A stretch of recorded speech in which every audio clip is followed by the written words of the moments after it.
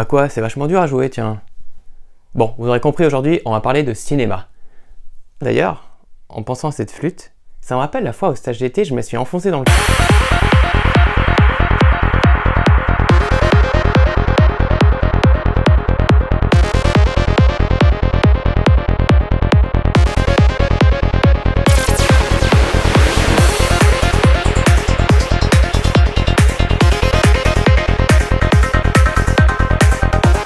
Salut à tous et bienvenue chez Vintoys.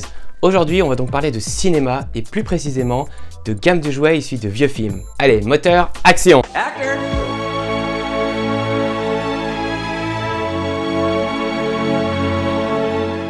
Le cinéma et les jouets sont depuis très longtemps liés grâce à la magie de Hollywood et la puissance de son marketing. Par exemple, si je vous dis de me citer une gamme de jouets issue d'un film ou d'une saga cinématographique, vous allez sûrement me répondre, la soupe aux choux? Non, pas vraiment. Alors Titanic? Mais non, il n'y a pas eu de jouets issus du film Titanic.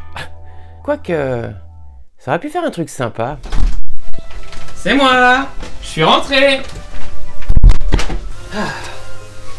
Les enfants, j'ai une surprise pour vous!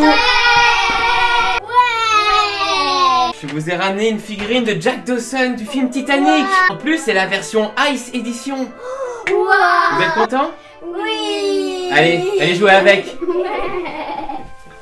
Bref, si je vous dis de me citer des jouets issus d'un film, vous allez forcément me répondre Star Wars. Large size Darth Vader with his lightsaber.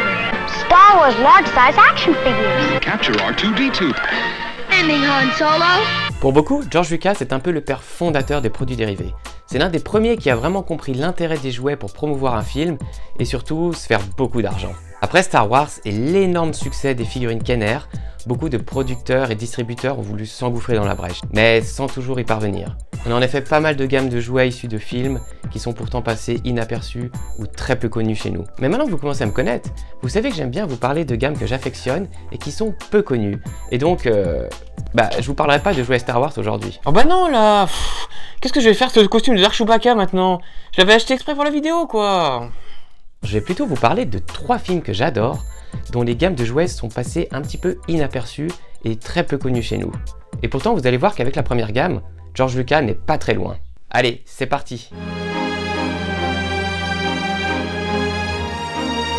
Nous sommes en 1986 et l'Heroic Fantasy a le vent en poupe avec des films comme Conan ou encore Legends. Et c'est là que Ron Howard nous sort Willow.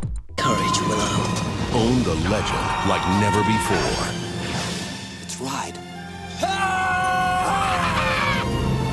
Je vous parlais tout à l'heure de George Lucas, et bien figurez-vous que c'est lui qui a coécrit et produit Willow. C'est vraiment un film que j'adore. Faut remettre un peu tout dans le contexte bien sûr, mais pour moi c'était mon Seigneur des Anneaux, ma saga Heroic Fantasy.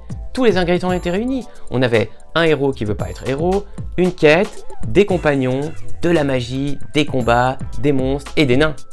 Ouais, donc c'était le Seigneur des Anneaux mais sans avoir pu se payer les droits quoi. Vous êtes tellement agaçant Mr. Vintoys. Bref, moi, enfant qui adore ce film, je deviens adulte et collectionneur de jouets. Et là, j'apprends qu'il y a des jouets issus de Willow. Incroyable! Et en plus, je me dis, comme George Lucas est de la partie, je commence à rêver en me disant, il y aura des figurines articulées, des superbes playsets. Et là, je découvre... ça. Mais qu'est-ce que c'est que cette merde? Sans déconner! Regardez-moi ça! C'est une figurine moulée, sans articulation, avec un énorme socle dégueulasse. Franchement, on s'attendait pas à ça. Tiens, pour comparer, regardez. En 1977, Kenner nous sort une figurine comme ça de Dark Vador. Elle est articulée. Il y a une cape en vinyle. Et 10 ans plus tard, 10 ans, Tonka nous sort ça pour Willow. Cool! Je vais jouer au chevalier. Franchement quoi, même le chien de la mort que j'adore, il est vraiment à chier quoi. Regardez, il y a un socle et il tient même pas. Pourtant les blisters étaient sympas, ils avaient des belles illustrations comme on savait le faire à l'époque. Regardez. Mais ça n'a pas suffi à sauver la gamme de jouets du naufrage. Alors on commence avec le héros Willow. Voilà. Donc alors, on le reconnaît, hein, c'est clair. mais je trouve que c'est vraiment dommage d'avoir fait des figurines qui sont figées comme ça, alors que c'est un film où il y a de l'action, de l'aventure, ça limite un peu les possibilités de jeu. Ici, on reconnaît le grand Alduin, le chef du village des nains. Là, on a la reine Bavmorda, le chien de la mort. Oh là là, qu'est-ce qui me fichait la trouille ces chiens quand j'étais gamin dans le film.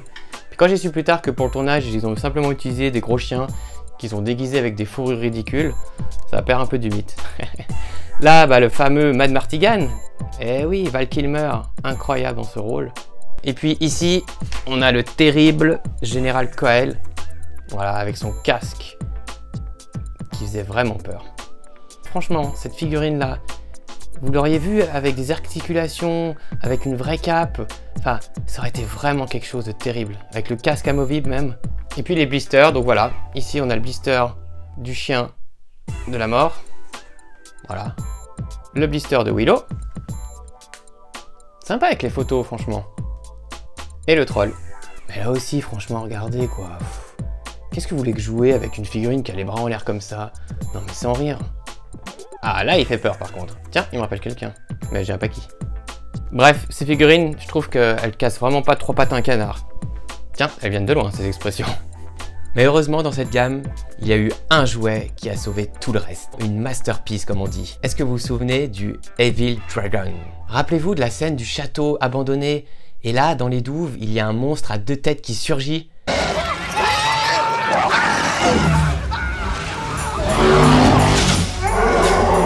Eh ben, figurez-vous qu'ils ont sorti le jouet. Je suis tellement content de vous le montrer. Tadam! Eh oui. Et là, franchement, la bête est magnifique. On a des articulations. Elle est en plastique mou. Et on a même des poils pour la caresser comme un petit chien. Et sans parler de la fabuleuse boîte. Regardez! Mais en tout cas, à part ce superbe dragon, on peut pas dire que la gamme Willow ait vraiment été une réussite. En fait, ce qu'on peut dire, c'est que les jouets Willow, c'était vraiment du n'importe quoi. Bah oui, parce que n'importe... Vous n'avez quand même pas osé la faire, celle-là. C'est vraiment petit, hein. Bref, passons au film suivant.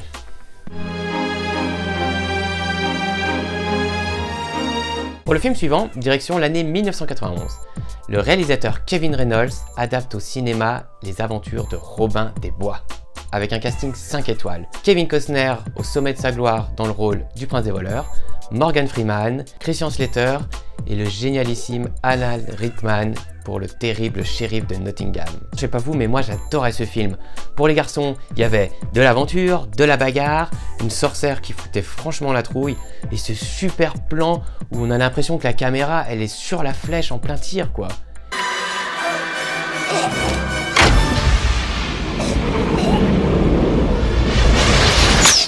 Et pour les filles, il y avait ça.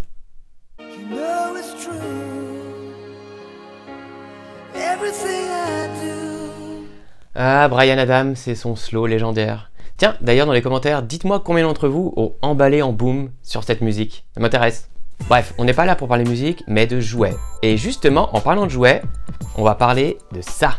Forcément, la gamme Robin des Bois, Prince des voleurs. Et cette fois-ci, au revoir Tonka et tes figurines dégueulasses de Willow, et bonjour Kenner, qui reprend la main sur cette gamme, et franchement, ça se voit et ça fait du bien. Sorti uniquement aux États-Unis, le set se compose de 8 figurines, un playset et 3 véhicules. Allez, je vous montre d'un peu plus près les figurines en blister. On va commencer par celui qui pour moi est le vrai héros du film. Attention, le frère Tuck, bien évidemment. Un moine ivrogne, le meilleur rôle qu'on puisse avoir. Jolie carte, comme Kenner, on savait le faire, avec la photo, le logo du film et puis la figurine. Comme vous pouvez voir, on a des jolis détails, il y a du tissu, on a la ceinture qui est faite également en tissu, avec la canne en accessoire, les sandales. Pour cette figurine, Kenner a réutilisé le corps qui avait servi pour les gardes de Jabba. Vous savez, les Gamorréens, là, ces espèces de cochons qui sont au temple de Jabba. Et puis derrière, on voyait les assortiments de figurines avec les véhicules disponibles. On continue les compagnons de Robin avec Petit Jean, Little John, joli blister, jolie photo, avec une figurine bien détaillée et surtout des beaux habits, donc plutôt sympa. Ici, on a Will Scarlet, le jeune Christian Slater. On termine les compagnons de Robin avec la superbe figurine d'Azim, son fidèle ami. Donc magnifique tenue en tissu, avec le sabre, superbe photo de Morgan Freeman, excellent dans ce rôle, très belle figurine. Un garde du shérif de Nottingham, donc là regardez la cotte de maille comme c'est super bien fait, avec le casque amovible, bien détaillé, c'est vraiment très joli. Après, ce genre de personnage c'est un peu anecdotique parce que voilà, c'est un garde lambda, mais à l'époque ils aimaient bien sortir des personnages secondaires qui servent à rien, alors que nous on s'en foutait, on voulait le héros. Donc je pense que dans les solderies, ces figurines-là, à mon avis, c'est les premières qu'on trouvait à prix bradé, parce que personne n'en voulait. On enchaîne avec une de mes préférées, le shérif de Nottingham. Alors c'est ma préférée parce que je trouve que la photo est magnifique, photo de l'acteur. Et puis bah, la figurine, alors honnêtement, là j'avoue qu'on ne reconnaît pas trop le visage. On est quand même un peu loin du personnage du film. Mais il y a quand même un travail, encore une fois, on a une cape en tissu, un médaillon amovible, une épée, donc plutôt sympa quand même. Un bon méchant comme on aime. Puis on arrive au héros, donc là on a une version de Robin des Bois quand il est dans la forêt avec sa crossbow, l'arbalète. Pareil, il a du tissu avec sa cape, l'arbalète amovible. On reconnaît quand même Robin, après c'est vrai que le visage de l'acteur, bon, on est loin de Kevin Costner peut-être, mais franchement, ça fait le job comme certains disent. Et pour terminer, le Robin des Bois, on va dire finale version, avec l'arc et puis bah, la tenue comme on voit à la fin du film. Superbe figurine, avec tous les accessoires et toujours des habits en tissu. Voilà donc la gamme des personnages de Robin des Bois. Je suis sûr que vous vous demandez si le frère Toc, il a un slip sous sa toge. Pour ça, eh ben, vous avez qu'à vous l'acheter. Hein. Et si je vous montre une photo du playset de la forêt de Sherwood, elle vous fait pas penser à une autre forêt? La forêt des Ewoks de Star Wars. Et oui, Kenner a repris les moules de l'ancien playset des oursons et les a tout simplement recyclés pour faire la forêt de Sherwood de Robin des Bois. Ça se faisait beaucoup ces pratiques à l'époque de recycler des mêmes moules. En tout cas, je trouve vraiment très sympa cette gamme de jouets, mais bon, ça c'est peut-être parce que j'adore le film. Mais j'ai toujours trouvé bizarre et étrange que peu de collectionneurs s'intéressent à ces jouets. Dites-moi dans les commentaires en tout cas si vous, ça vous parle et si vous avez des figurines de Robin des Bois. Pour terminer, je dirais juste que je regrette un peu qu'il n'y a eu aucun personnage féminin sorti de cette gamme. Par exemple la sorcière, ou même encore Marianne, qui est quand même un personnage principal. Ouais, mais en même temps, on s'en fout des femmes. Aïe. Je l'ai mérité celle-là. Et voilà, on arrive à la dernière gamme de cette vidéo, et c'est encore une fois un film que j'adore. Si je vous dis que c'est un film qui pendant très longtemps a été le film le plus cher de l'histoire du cinéma, et que ça se passe sur un bateau, vous allez me dire « Titanic ?» Oh mais c'est pas vrai que ce film Titanic là, qu'est-ce que vous avez là? Non, c'est pas Titanic. Je parle d'un film avec Kevin Costner. Je sais, Robin des Bois. Mais non, on vient d'en parler de Robin des Bois, et il faut suivre un peu là. Non, je vous parle de Waterworld.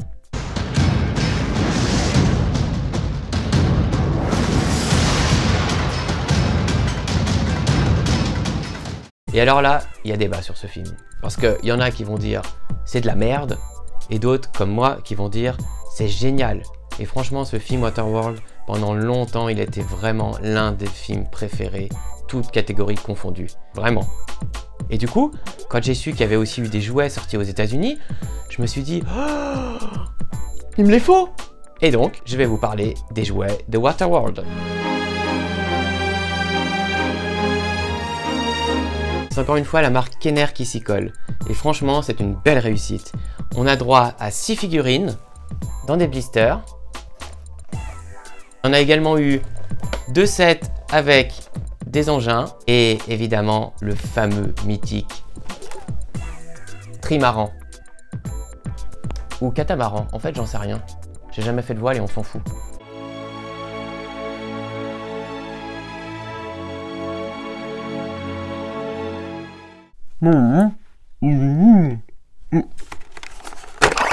Pardon, ça ira mieux comme ça. Ce que je veux dire, c'est que pour un bateau, il est plus cool.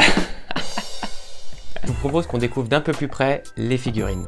Je vous propose qu'on commence par la première qui est le héros, Kevin Costner. Alors en fait dans le film, à aucun moment on sait son prénom.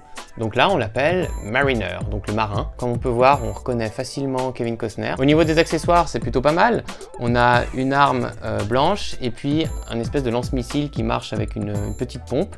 Et puis dans cette gamme, on retrouvait avec chaque figurine un petit monstre marin qui les accompagnait, qui rappelle un peu la gamme qu'a eu Ghostbusters, SOS Fantôme, une figurine était accompagnée d'un petit fantôme.